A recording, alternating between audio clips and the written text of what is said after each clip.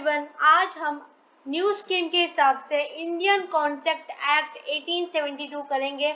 हालांकि जो बच्चे जो एस्पिरेंट्स ओल्ड स्कीम के अंदर अपना एग्जाम देंगे वो भी इसको रेफर कर सकते हैं, क्योंकि जो आज हम करेंगे वो ओल्ड स्कीम और न्यू स्कीम दोनों में सेम ही है, ऑलमोस्ट सेम ही है।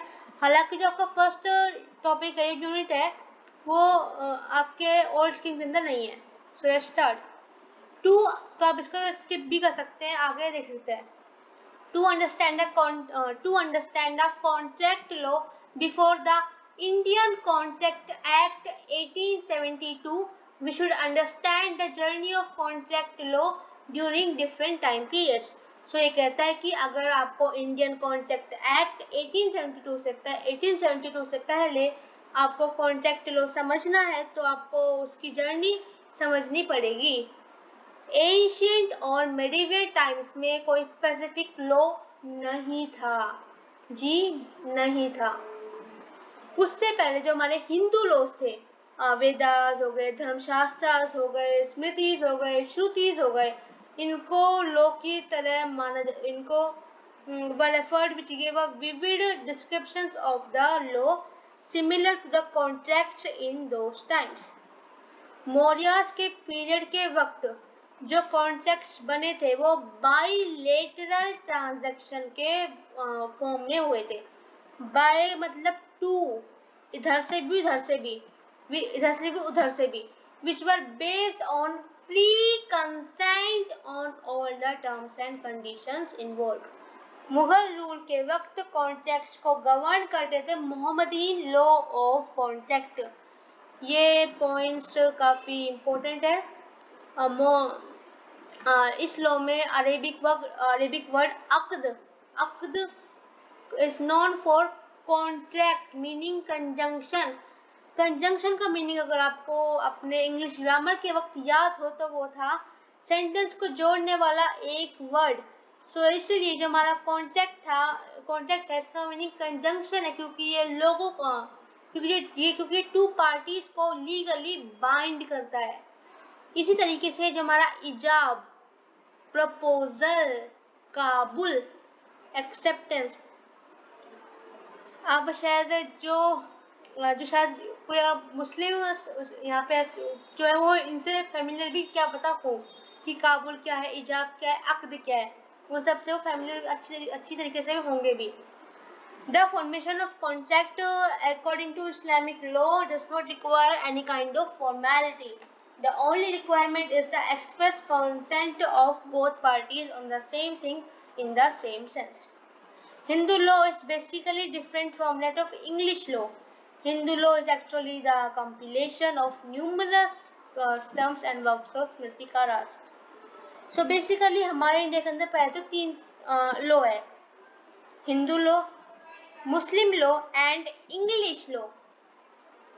हिंदू लॉ रीति रिवाज, स्मृतिकार के वर्क का एक कॉम्पिलेशन है, जिन्होंने वेदास को इंटरप्रेट किया, उन्हें एनालाइज किया to develop the various aspects of Hindu law. Hindu law के मुताबिक एक माइनर, अब ये याद रखना कि हिंदू लॉ में माइनर 16 साल से नीचे का है, पर लेकिन हमारी इंडियन कॉन्ट्रैक्ट एक्ट जो कि हमारा मॉडर्न लॉ है, उसके अंदर माइनर 18 साल से नीचे का है। सो इसको बेसिक याद कर रखना। और इनटॉक्सिकेटेड पर्सन, ये कहते पागल, इंसेन पर्सन, ओल्ड मैन, बूढ़े लोग, handicap can't enter into valid contract. पर हमारा जो इंडियन कॉन्ट्रैक्ट एक्ट है उसमें ओल्ड मैन और हैंडीकैप के पास वे जो है वैलिड कॉन्ट्रैक्ट में एंटर कर सकते हैं।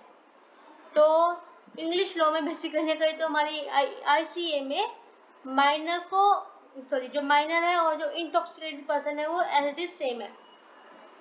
नारद स्मृति के मुताबिक के अकॉर्डिंग जो बच्चा 8 साल से छोटा है वो तो है इन्फेंट, 8 से 16 के बीच में है बॉयहुड, और 16 से बड़ा है तो वह जो 16 से बड़ा है वो कॉम्पिटेंट है कॉन्ट्रैक्ट में एंटर करने के लिए।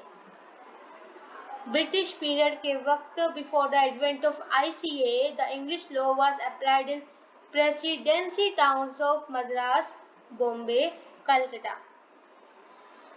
ब्रिटिश पीरियड के वक्त जो जो हमारा ब्रिटिश पीरियड के वक्त इंडियन कॉन्ट्रैक्ट एक्ट 1872 में आया, उससे पहले इंग्लिश लॉ अप्लाइड होता था presidency towns of Madras, Bombay, Calcutta, present day Chennai, Mumbai and Kolkata under the charter charter of 1726। यानी जी ICA से पहले हमारा चेन्नई प्रेजेंट डे चेन्नई, मद्रास, बॉम्बे, कोलकाता के अंदर चार्टर ऑफ 1726 अप्लाइड होता था, जो कि किंग जॉर्ज ने इशू किया था ईस्ट इंडिया कंपनी को। अगर कोई भी one of the parties of contract is from, मान लीजिए कॉन्ट्रैक्ट की एक पार्टी किसी और से है, दूसरी किसी और से है, let's suppose one is from Hindu religion and another is from Muslim religion, then the law of defendant is to be used. This was followed in presidency towns, but in cities सारा खेल तमाशा ये presidency towns का है, पर लेकिन उसके बाहर जो मैटर्स है वो justice, equity and good conscience के बेस पर सॉल्व किए जाते थे।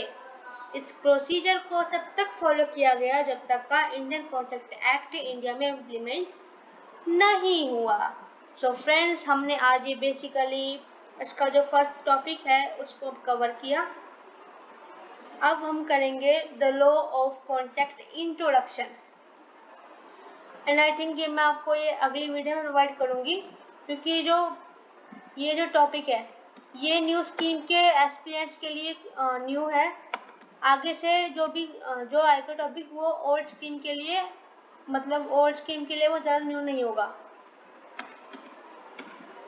So for more videos like this, please like the video, share among with your friends and subscribe my channel. Thank you. And the link of the study material will be given in the description box. Also the playlist of the business laws will be given in the end screen, or the link will be shared in the description. And thank you.